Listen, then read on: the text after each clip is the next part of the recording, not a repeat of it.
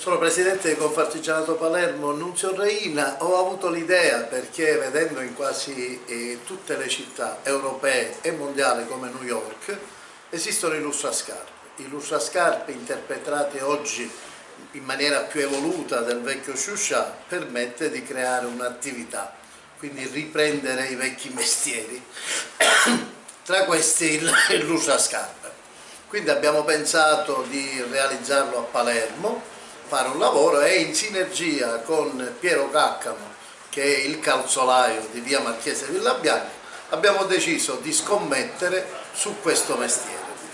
Buonasera, sono Piero Caccamo e sarò il tutor di questo corso che ha ideato il presidente della Confartigianato, Nunzio Reina.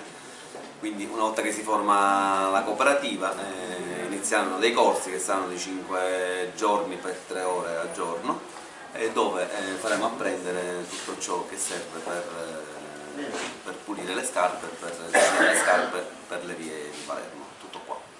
Nel progetto non pensavamo che ci fosse questo risultato, perché quando me l'hanno chiesto non ci avrei scommesso un euro. Adesso che mi trovo in questa situazione lo facciamo con tanto entusiasmo e quindi cerchiamo di portare avanti questo progetto per la prossima primavera.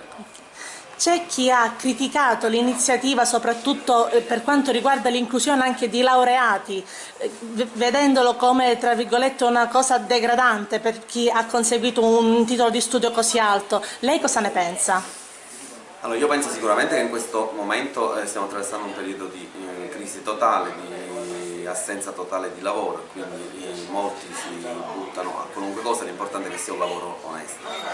Il discorso dei laureati non l'abbiamo sicuramente, non l'ha chiesto la Confartigianato, era una domanda per tutti, aperto a tutti, quindi anche con la terza media o con la laurea. Visto che sono arrivati e sono, diciamo, entusiasti più di noi, adesso vediamo di selezionarne qualcuno se hanno intenzione di continuare su questo progetto.